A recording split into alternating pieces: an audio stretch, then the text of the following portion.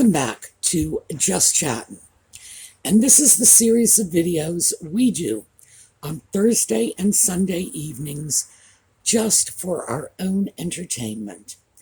And today we are going to take a look at cleaning up the disaster that was the Queen's Jubilee. Now, a lot of you are probably saying, oh, but it wasn't a disaster, it was a great success. Everybody loves the Queen, things went beautifully.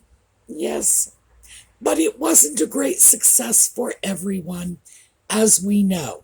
Our friends in Montecito did not really have the PR extravaganza they were hoping for. In fact, it was pretty much a PR nightmare. So now they need to trench in and try to offset, spin, undo the damage that was done. So let's take a look at that.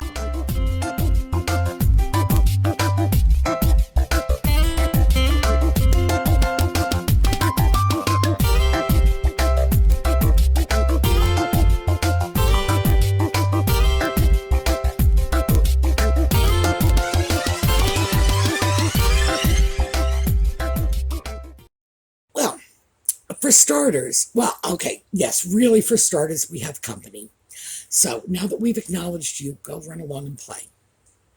For starters, we had the baby picture of the putative child, Lilibet. Now, I'm sure there is no one out there who is surprised that this baby picture, which was a naked publicity grasp, was issued in the middle of the Jubilee. Oh, it's her first birthday, we're going to kick out a picture, la la la. Oh, please. It just screamed stunt, start to finish, but we knew that was going to happen. We all knew the Jubilee coincided with the baby's birthday. If I didn't know better, I would think maybe Nutmeg planned it on purpose. Anyway, we end up with a little baby birthday party so that they could have their own private event and thereby have a built-in excuse not to have to show up, and hit the cheap seats once again. So, and of course, nobody who was anybody ended up at the party. I don't even know what to say about that. It was childish. It was transparent. We all know where this one's going. Picture comes out, and then, of course, there are complaints in the press that the dress wasn't ironed. I don't even know what to say about that. The people who shot back and said that's an absurd complaint are absolutely correct. Of course, it's an absurd complaint. Yeah, the dress wasn't ironed. But does anybody believe that if that dress is or is not ironed, that's a responsibility that's going to fall to Nutmeg? Does anybody believe that? Anyone? No. There are nannies that take care of that. There are wardrobe people, whatever.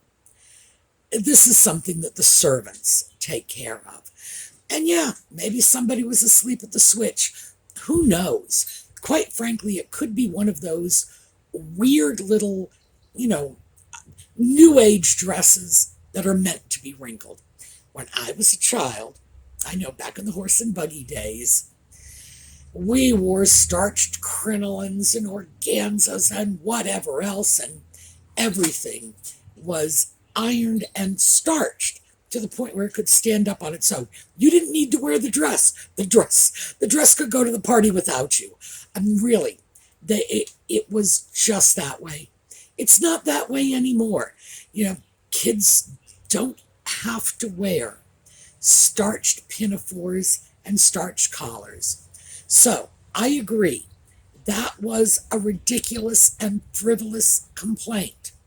And it was a complaint that needs to be leveled against the staff and not Meg, because, again, anybody even think she's the kind of mother who notices whether or not the baby is in a wrinkled dress? Anyone? And then that brought up all of the comparisons between Nutmeg's mothering styles and Kate's mothering styles and blah, blah, blah. And it's an unfair comparison to both women, frankly. I suppose it's natural. We compare and contrast. That's what we do. That's just how we organize information. But that dichotomy, Nutmeg or Catherine, no. Well, let me give you an example of how foolish it is. Suppose somebody walked up to you and said, you know, my husband is way smarter than the ginger sock puppet. So what? Your husband's gym shoes are smarter than the ginger sock puppet. Who cares? In so many ways, when you start making those comparisons, just making the comparison is in fact hurtful to Catherine, who shouldn't have to be compared to a sister-in-law that is off in the United States, creating mayhem everywhere she goes. What did Catherine do to deserve that? Really? It's like saying she's smarter than your gym shoes. So, I feel that's a perfectly legitimate complaint. However, I also think that by focusing on the foolishness of whether or not the baby's dress... Did you just unplug my camera? All right, down. Okay, you did, didn't you? My apologies. A bad cat just unplugged my camera. I don't know what I'm going to do with him today. This is new. I mean, he's acted out in a lot of strange ways, but this definitely new. All right, where was I? When you take a foolish complaint like, oh, baby's dress wasn't pressed, it's a means of detracting from legitimate complaints, and there are plenty of those. So, do I think that there was a method to the madness in throwing that complaint out? I certainly do. So, let's take a look at some of the legitimate things that have been rolling around. Apparently, Nutmeg and Ginger wanted a picture of the Queen with the putative child. Well, we've got two stories circulating. One, they wanted it. The Queen said no. Two, no. All right, if you unplug my camera again, you're in big trouble. Two, they never wanted it. We didn't want a picture with the Queen. Really? It's like the Cookie Monster saying, I don't want a cookie. Come on. Of course they wanted a picture. And the stupidity of that is any one of us would have wanted a picture if the Queen was holding our baby. Who wouldn't want a picture? Of course they wanted a picture. But no, we didn't want a picture. Because, of course, they don't want it out there that they were the ones who were shut down, that they said gimme and she said no. We never asked for it in the first place. And that was the same sort of damage control strategy that they were using for everything. We weren't invited to those events. Of course they were. They were not invited to go over, stand in a window, go to a church, and then fly home in the middle of the night. More on that later.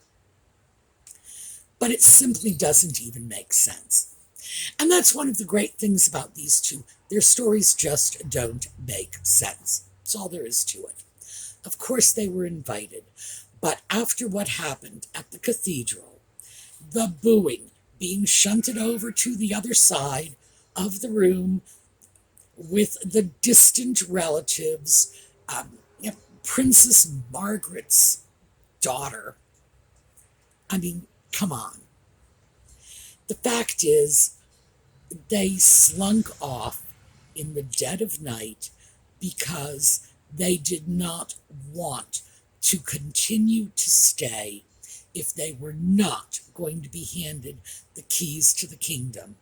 They went over there in order to make a public statement about their connection with the royal family. Remember, that's who they are. They have nothing to offer the world. Never mind Spotify, Netflix, or any of the other people for whom they are shilling out there. All they have is the royal connection.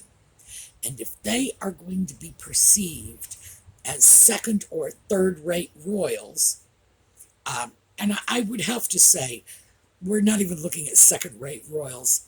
And I showed you the picture. It's like, where are they in relation to where Princess Michael of Kent was? Ooh, when you lose the moral high ground to that woman, you're done. It's just, you're done. So they weren't even second-rate royals. They were over with the third-rate royals. They did not get what they wanted. They did not get what they needed. So naturally, they slunk away. And how, pray tell, did they slink away? In a private jet that has been labeled a Russian oligarch jet. Presumably because ecologically indifferent Russian oligarchs, I am assuming this is sort of code for gangster, fly around in jets like this. They said that one trip resulted in a 60-ton carbon footprint. Now, keep in mind, most of us are supposed to be expending around 2 tons a year. This is our target. The average person in the U.S. apparently expends about 16 tons a year. However, I have to throw this in. I believe those statistics are doctored. I think they've been juked a little. I think they're taking our government's carbon footprint and adding it to the mix, dividing it by the population, and laying off the Pentagon's latest jet on each one of us as individuals. Still, even if we accept that 16-ton figure, that one plane ride from the UK to California represented almost 4 times the average American's annual footprint. In other words, 4 years of you, me, the guy down the street, whoever, take us 4 years to create enough carbon emissions to equal that one plane ride, which is, I'm not one of those, climate crazies who's going to run around and say, well, you have to go give up your car, or you have to take the bus or walk or whatever. Do what you want to do. Do what you want to do. But Nutmeg and Ginger are forever preaching to the rest of us about how we need to be more climate conscious, when this is what they are doing. It's like, oh, please. Finally, Finally, the mainstream media is absolutely picking up on this, and that is good news. But again, we're looking at it in the context of the damage control, sneaking out, getting away. Why? Because if they had stayed, it would have been more of the same. Booing, cheap seats, none of the photos they want or need for Netflix. Oh, bye. Now, keep in mind, it has been alleged, and I believe credibly alleged, that they were recording everything, that they actually went in wearing wires. I saw photographs of that strange, I don't know, nipple-like thing on Nutmeg's bodice. And she was like this, she was playing with the underside of her collar repeatedly, which does lead one to assume that there was something there. A microphone, who knows? They do this. It's what they do. Why would anybody be surprised about that? Of course, they're going to record everything they can lay their hands on. There's absolutely no question about that. Now, also, I should tell you, I'm clear about the fact that I'm all over the place here, because they are all over the place trying to sort of sweep the mess up into a pile, to offset the damage, to spin anything they can't hide or conceal. And Lord knows, they are attempting to hide and conceal just about everything.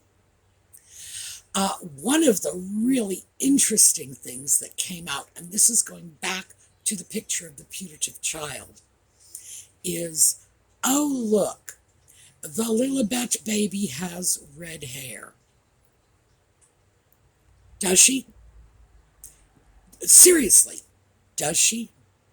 How do you know? I went online and started taking a look at this. Let me share some pictures with you. These are children who have clearly had their hair colored. Do we know what color that child's hair really is? Do we know whether or not the photographs were doctored? No, we have no way of knowing. And frankly, given the fact that Nutmeg and Ginger have repeatedly and consistently altered the photos of the Ginger sock puppet to sort of brush out the bald spot, put a little more hair in there, darken it up a bit. Why would anybody be surprised at the idea that they might be doing that to the baby too? So I'm going back to my previously held position, which, by the way, I got from Piers Morgan, and that is I wouldn't believe that woman if she read me the weather report, right? I believe nothing about those children. I don't know if they even exist. Now, this is not me being suspicious. This is Nutmeg and Ginger creating nothing but obfuscation and artificial mystery and lies and walking out in public with a doll saying, look, this is our baby. If people don't believe them after the way they have behaved, this is not a reflection on the people who don't believe them. It is a reflection on them and their behavior. If they were honest and straightforward, well, people wouldn't be running around saying, gee, I wonder if they're lying. Now, would they? I mean, do you do that? Do you just walk up to people and say, I wonder if they're lying? Because I don't, but I do with those two. Why? Because they lie. I don't even know what to say. It's so fundamental and so basic. They lie. So, let me also say, in the context of they lie, I saw recently on another YouTuber's channel, someone whose videos I've mentioned before and whose opinions I respect. Someone had said, did they ever even meet with the Queen? Did the Queen ever actually see the putative child? All we have is Nutmeg and Ginger and their PR team to vouch for it. And are they really credible sources? No. So it could very well be that there are more holes in the story than anybody is even suspecting at this point. Because I think when they said, oh, and she met with the Queen, everybody was like, oh, okay, isn't that nice? But did the Queen say so? Well, see, that's the thing. If it's not going to be a statement officially issued by Buckingham Palace, and it's just going to be a statement issued by the rival court in Montecito, really, are we going to believe it? So, at this point, I am just enjoying watching the scramble to try to piece together some semblance of dignity for these two. And it is funny. I have to say, it is funny. It is absurd and ridiculous statements. You know, like, well, we just wanted to keep a low profile. We were just going to be low key. Oh, please. When were they ever low key? We didn't want the photographs. Oh, no, because you never want photographs. It's just absurd. And the great thing is, the mainstream media is catching this one. It's happening slowly, but it's happening. All right. Unfortunately, I'm going to have to cut this video a little bit short. I had hoped I would be able to go a little longer, but I will tell you, because I don't want you to worry, and so many of you so kindly worry when anything changes. I broke a tooth, and I spent the morning in the dentist's office. And for those of you who have spent the morning in the dentist's office, it meant opening my mouth wider than my mouth was designed to open and leaving it there for an hour. So it's becoming difficult to talk, and I'm starting to chew on my tongue a little because there's still some anesthesia running through here. Not a big deal. Nothing that will not pass in a day or two. But I'm going to have to cut off a little early today. We are going to go back to another one of the slideshows about the Queen because I am still kind of high on the Jubilee. I hope all of you got a chance to see as much of this as possible. And I do want to say, if you didn't see the Queen and the Paddington Bear, check it out. Although I have to say, even though it was funny and I was giggling through it, at the very end, oh, I'm going to cry.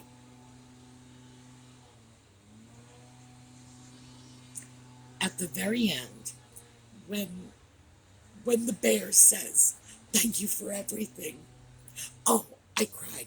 I'm going to cry now. Because, yeah, you know what? Thanks for 70 years. So, I don't want to leave on an unhappy note, so let's watch a slideshow. One of my favorites. This is the Queen's childhood. All right, so, still happy from the Jubilee. I will see you all next time. Have a terrific day.